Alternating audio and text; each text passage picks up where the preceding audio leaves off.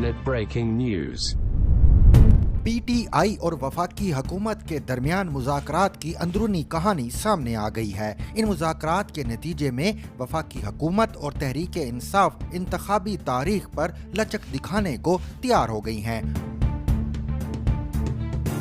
वफाकी हुकूमत की तरफ से सितंबर में एक साथ इंतखाबात कराने पर नीम रजामंदी जाहिर की गई है, जबकि तहरीक इंसाफ की जानिब से ज्यादा जुलाई में इलेक्शन कराने का मुतालबा किया जा रहा है। तहरीक इंसाफ की कमेटी ने अपनी डिमांड्स हुकूमत के सामने रख दी हैं।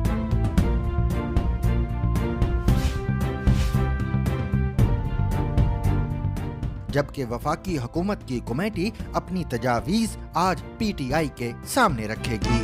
Zigzag News.